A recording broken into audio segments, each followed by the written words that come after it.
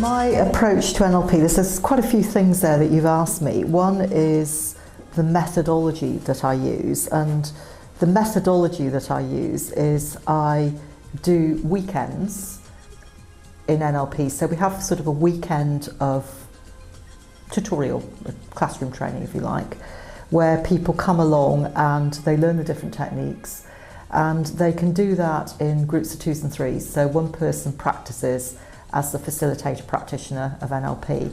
The other person is what's called an explorer, a client, and so they're on the receiving end of the tools and techniques of NLP, and the third person is an observer. So we have these little exercises where I show the technique to people, I demonstrate it, I take people through the theory behind the technique, and then the people go off and practice the technique, and then we look at feedback afterwards and we do a bit of a review of the technique. And that's generally what happens during the weekend. So it's a combination of theory, it satisfies what are known as the different learning styles in the way of the theorists get their theory input, the reflectors have an opportunity to reflect on what's happened after the exercise has been carried out, and those that like to do and get up and just practice have an opportunity to practice the techniques. So everybody, all these different learning styles get accounted for, and the realists are able, the pragmatists are able just to be able to do the technique and realise what's going on in the way of the theory and the reflection. So it's quite nicely balanced in that respect.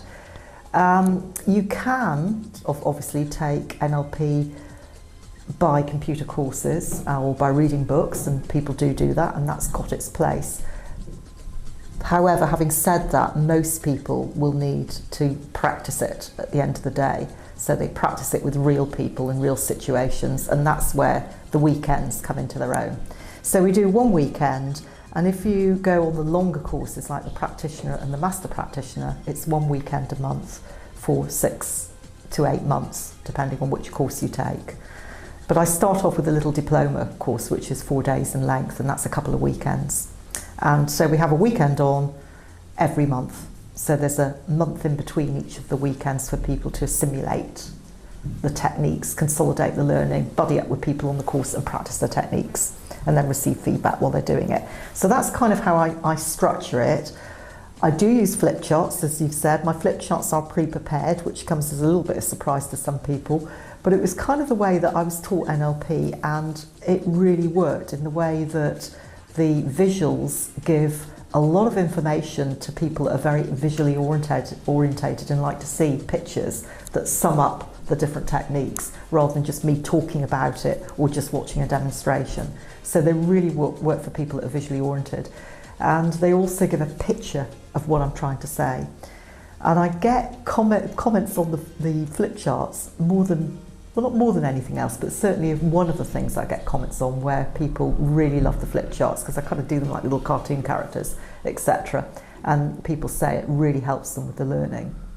And also people tend to take pictures on their mobile phones of the flip charts so they can go away and look at them for future reference, and it really helps them then to cement the techniques into their memory. So I credit my certificates through INOPTA, which stands for the International NLP Trainers Association, and at the time I did a lot of research when I trained to be a trainer to find out which association, if you like, that accredited courses had the most respect and was accepted by all schools of NLP across the world, and INOPTA was the one at the time that stood out, and it's still very much one of the top schools of NLP that awards certificates that's out there in the marketplace at the moment. It's certainly got one of the most stringent standards.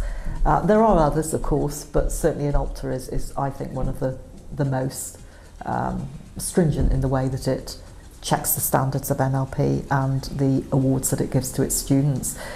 In addition to that, obviously, that people that come through the courses, if they did want to set up in clinical practice, can do so because they'll have an INOPTA certificate, which will be accepted by all insurance companies.